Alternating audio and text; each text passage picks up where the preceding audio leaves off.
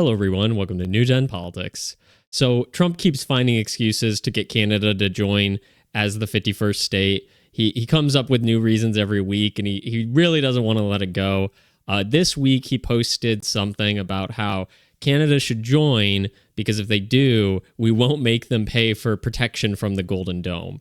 So he posted this saying, "I told Canada, which very much wants to be part of our fabulous Golden Dome system, that it will cost $61 billion if they remain a separate but unequal nation, but will cost $0 if they become our cherished 51st state. They are considering the offer." Now, are they actually considering the offer? Probably not. This does not seem like a strong enough incentive to, forego your sovereignty and become the state of another nation. But it is a list, one thing in a list of many that would be beneficial to Canada to come into the fold of the United States. For the longest time, it was kind of under the assumption that Canada, being the little brother of the United States, that will always protect them, will always, it will keep them from being invaded if that ever happened. We want them to economically be strong because it's our continent. It's North America. They're right next to us. They're, culturally intertwined with us. We don't want anything bad to happen. We don't want them to be invaded because that threatens us. We don't want them to economically fall apart because that threatens us. We want our continent to be as stable as possible. So there's always kind of been that assumption. But now Trump is saying there's no such thing as a free lunch. There's no free rides here. You're going to pay for things that benefit you that come from us. One way or another, we're going to make you pay. And so the Golden Dome system, which is actually a really good idea, which protects us in case any country wants to threaten us, Canada will, be protected by that if they pay. And if not, I guess the idea is it will be a smaller circumference that does not, encircle Canada. It'd be kind of hard to actually separate that because most Canadians live on the border, which a lot of Americans live on the border. So we're going to cover them anyways. But it's just another tactic that Trump is saying, like, hey, there's all these benefits and things you would get for free if you just joined, if you just, became part of the United States. And then I think this may not just be about addressing Canada as a whole, but it may be about addressing each province and saying, hey, Alberta, if you want to join, you can, and you'll get all these benefits. And you're not just leaving Canada for how terrible Canada is. You're joining the United States for how great the United States is. Canada continues to dilapidate. The United States is on the up and up. Now's the best time to kind of get on board, and then you'll get all these benefits, and we'll kind of bring you into the fold, and everything will take off for you, and it'll be great, and your people will love it, and you'll become Americans. And so I think this may subtly be a push to get the provinces to step away versus Canada as a whole. And what that will lead to is eventually the entirety of Canada will be absorbed, because if Canada starts losing provinces, every province they lose, no matter which one it is, you will lose part of your economy. You will lose part of your resources. You will lose part of your voting bloc.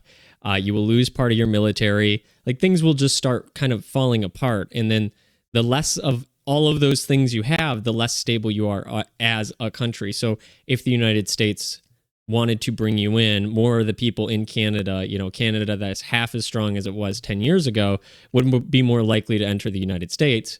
And if the United States decided that we're actually not going to give you a choice, we're just going to, kind of take you over, that would also make it easier as well. So I think Trump's kind of playing the long game here. He's kind of, being a salesman, is like, look, your life will be so much better if you just switch teams.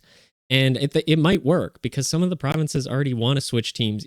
They've wanted to switch teams for a long time, even before all of these offers from Trump and these great things. And it's not just offers of like, you're going to add something. It's also like, we're going to start making you pay for things too. So there's a lot of that's going into the incentivizations and the disincentivizations of remaining sovereign versus joining the United States.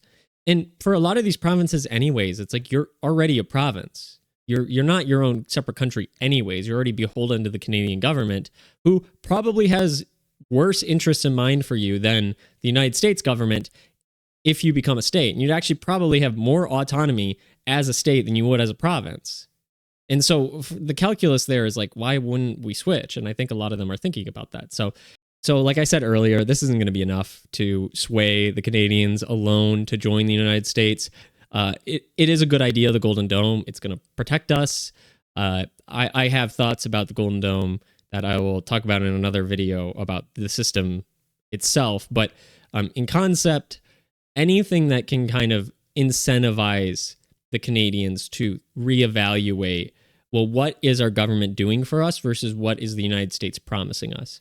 And no amount of like your desire for sovereignty will outweigh the effects on your everyday life. Because most average Canadians are average people and they want to live happy lives. They want to have housing, which they don't have.